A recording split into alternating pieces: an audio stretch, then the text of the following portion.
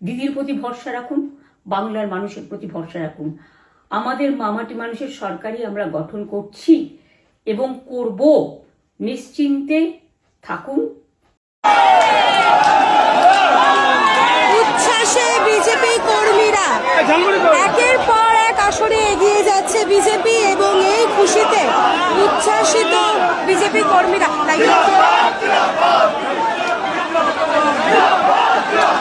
DJ তো বাজবেই, এমন জোরে বাজবে কান ঝালাফালা করে দেবো।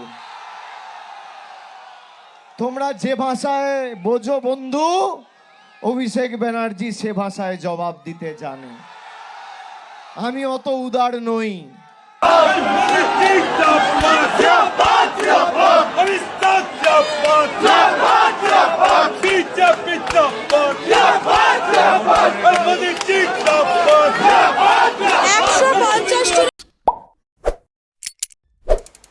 নমস্কার বন্ধুরা, আপনারা দেখছেন পারফেক্ট পলিটিক্স, সাদা বাংলায় রাজনীতির কথা।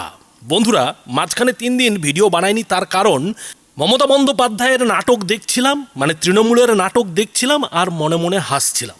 ভাবছিলাম যে সত্যি ঢপের নেত্রী কাকে বলে এই মমতা বন্দ্যোপাধ্যায়কে না দেখলে, মানে মমতা বন্দ্যোপাধ্যায় যদি পশ্চিমবঙ্গের রাজনীতিতে না আসতেন তাহলে হয়তো জানা হতো না। আর সেটাই এবারের যে রেজাল্ট, আজকের যে রেজাল্ট, সেই রেজাল্ট কিন্তু প্রমাণ করে দিল যে এই তৃণমূল নেত্রী অর্থাৎ মমতা বন্দ্যোপাধ্যায় কত ঢপ মারতে পারেন। খেয়াল করে দেখুন যে এই ভোট হয়ে যাওয়ার পরেও মমতা বন্দ্যোপাধ্যায় কিংবা তার তৃণমূল কত রকমের নাটক করেছে, কত রকমের খেলা খেলার চেষ্টা করেছে। হাইকোর্টে মামলা থেকে শুরু করে সুপ্রিম কোর্টে মামলা, মামলার পর মামলা, শেষ পর্যন্ত মামলা। এবং তার ফলাফল কি? তার ফলাফল এখন পর্যন্ত যেটা দেখা যাচ্ছে যে পশ্চিমবঙ্গে তৃণমূলকে বিজেপি ঝেঁটিয়ে বিদায় করছে। কিন্তু তারপরেও তৃণমূলের যারা মুখপাত্র, যারা বিভিন্ন চ্যানেলে বসে রয়েছেন, তারা সেই 10:30 11টা পর্যন্ত ঢপ মেরে গেলেন যে বেলা যত বাড়বে তৃণমূল নাকি ততই ঘুরে দাঁড়াবে। কিন্তু বাস্তবে যত বেলা বাড়ছে ততই যেন মনে হচ্ছে যে অমিত শাহর আজকে কলকাতায় থাকা উচিত ছিল। কেন উচিত ছিল? কেননা ওই যে ভাইপো অভিষেক ব্যানার্জি, তিনি আবার তো মানে পিসির থেকেও 2 পা এগিয়ে গিয়ে দেশের স্বরাষ্ট্রমন্ত্রীকে হুমকি দিয়ে বসেছিলেন যে অমিত শাহর যদি ক্ষমতা থাকে তাহলে এই আজকের বিকেলে যাতে তিনি কলকাতায় থাকেন। আর সেই চ্যালেঞ্জের জবাবে অমিত শাহ কি বলেছিল বন্ধুরা আপনারা জানেন। সেই বাল্যখিল্য ভাইপো এখন কি বলবেন, কোথায় মুখ দেখাবেন, সেটাই হচ্ছে বড় কথা। কেননা যিনি এই 4 তারিখের বিকেলে রবীন্দ্রসঙ্গীতের বদলে ডিজে বাজানোর কথা বলেছিলেন, বাস্তবে যেটা দেখা যাচ্ছে যে তারই বিকেল 4টের সময় আজকে ডিজে বাজতে চলেছে। মমতা বন্দ্যোপাধ্যায়, অভিষেক বন্দ্যোপাধ্যায়দেরই ডিজে বাজতে চলেছে। আর সেই পরিস্থিতির কিন্তু ইঙ্গিত পরিষ্কার হয়ে গেছে।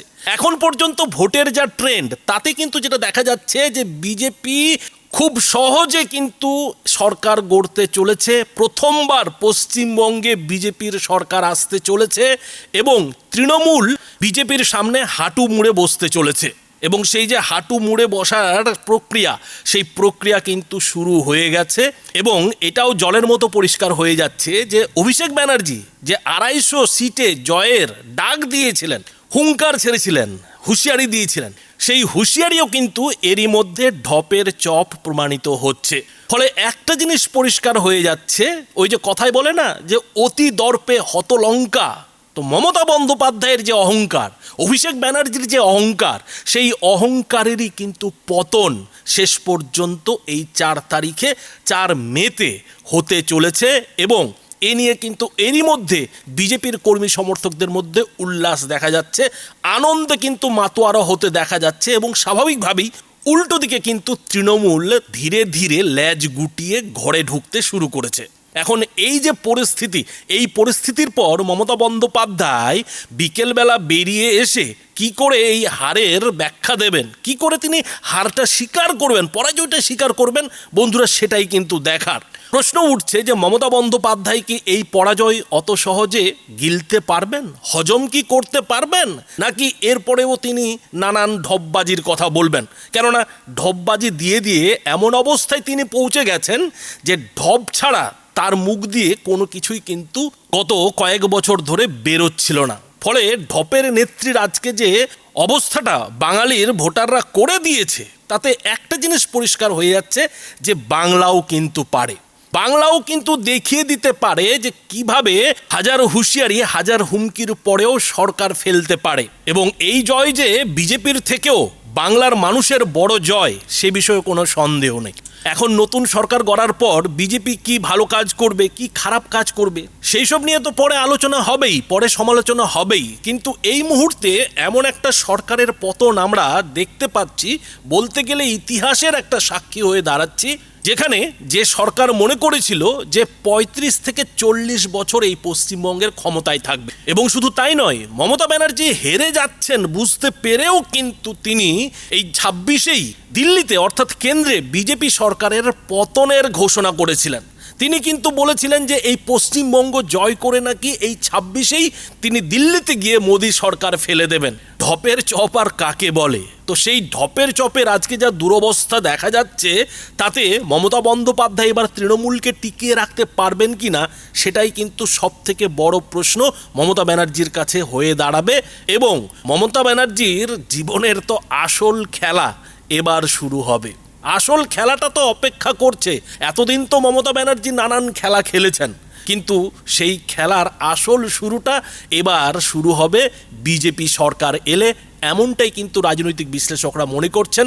আর সেই খেলাটা কি বন্ধুরা, আপনারা জানেন যে সেই খেলা কি। কেননা মমতা বন্দ্যোপাধ্যায়ের জন্য কিন্তু আজকের শুধু ভোটের রেজাল্ট নয়, অনেক কিছুই চমক অপেক্ষা করছে। সেই চমকের মধ্যে ভবানীপুরের পরাজয়েও যে মমতা বন্দ্যোপাধ্যায়ের কাছে বড় চমক হয়ে যেতে পারে, সেটা কিন্তু শুভেন্দু অধিকারী দেখিয়ে দিয়েছেন, বুঝিয়ে দিচ্ছেন যে কিভাবে ভবানীপুরেও মমতা বন্দ্যোপাধ্যায়কে প্রায় শুভেন্দু অধিকারী ধরাশায়ী করে ফেলেছে, বিজেপি কিন্তু রীতিমতো ধরাশায়ী করে ফেলেছে। এই অবস্থায় দাঁড়িয়ে মমতা বন্দ্যোপাধ্যায় ভবানীপুরেও যদি হেরে যান, তাহলে বিরোধী দলনেত্রীর পদটাই বা তিনি কি করে সামাল দেবেন, কি করে তিনি দখল করবেন, নিজের দখলে রাখবেন, সেটা নিয়েও কিন্তু বড় প্রশ্ন উঠছে। কেননা যদি মমতা বন্দ্যোপাধ্যায় ভবানীপুরে হেরে যান, তাহলে কিন্তু তার জন্য চট করে নতুন একটি জায়গা থেকে আবার ভোটে জয়ী হয়ে আসা একটা বড় চ্যালেঞ্জের কারণ হয়ে দাঁড়াবে। কেননা মমতা বন্দ্যোপাধ্যায় এরই মধ্যে ইলেকশন কমিশনের সঙ্গে যে দুর্ব্যবহারটা করেছেন, ইলেকশন কমিশনকে যেভাবে তিনি রীতিমতো বাংলার মানুষের শত্রু বানিয়ে দেওয়ার চেষ্টা করেছিলেন, সেই ইলেকশন কমিশন যেভাবে এবারে ভোট পরিচালনা করেছে, তাতে তো অন্তত একটা জিনিস মানুষ বলছে যে এখনো পর্যন্ত এ ধরনের ভোট পশ্চিমবঙ্গে কখনো দেখা যায়নি। অথচ মমতা বন্দ্যোপাধ্যায় এই ইলেকশন কমিশনের ভোট ব্যবস্থাকে বারবার বাংলার মানুষের বিরোধিতা হিসেবে ব্যবহার করছিলেন, বাংলার মানুষকে কিন্তু শত্রু হিসেবে দেখিয়ে দিচ্ছিলেন। কিন্তু বাংলার মানুষ বুঝে ফেলেছে যে কে আসলে শত্রু আর কে আসলে বন্ধু। তার ফলেই না আজকে যে রেজাল্টটা আমরা চোখের সামনে দেখতে পাচ্ছি, যে রেজাল্টটা আসতে চলেছে, তাতে বাংলার মানুষ যে তৃণমূলকে হাড়ে হাড়ে চিনে ফেলেছে, মমতা বন্দ্যোপাধ্যায়কে হাড়ে হাড়ে চিনে ফেলেছে, তার কিন্তু প্রমাণ পাওয়া যাচ্ছে।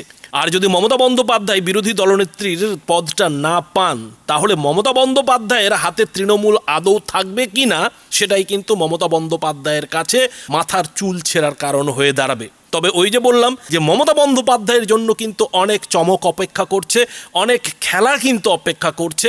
আর সেই খেলাটা বিজেপির নতুন সরকার গড়ার পরেই কিন্তু শুরু হবে।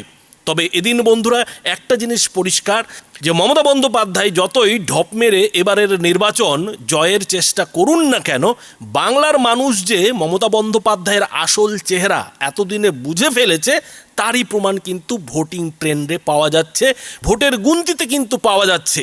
এবং সব থেকে বড় যেটা কথা, যে বিজেপি যেভাবে রীতিমতো তৃণমূলকে ঝেঁটিয়ে বিদায় করে দিচ্ছে, এই তৃণমূল আবার কবে শিরদাঁড়া সোজা করে দাঁড়াতে পারবে, সেটা নিয়েই কিন্তু প্রশ্ন উঠছে। কেননা এবারের রেজাল্ট কিন্তু রীতিমতো তৃণমূলের কোমর ভেঙে দিতে চলেছে, রীতিমতো কোমর কিন্তু ভেঙে ফেলেছে। আর বন্ধুরা, তার কিন্তু ইঙ্গিত আমরা এর আগেই দিয়েছি, এবং ভোটে কি হতে চলেছে, কি রেজাল্ট হতে চলেছে, তার কিন্তু একটি ভিডিওই আমরা দিয়েছি।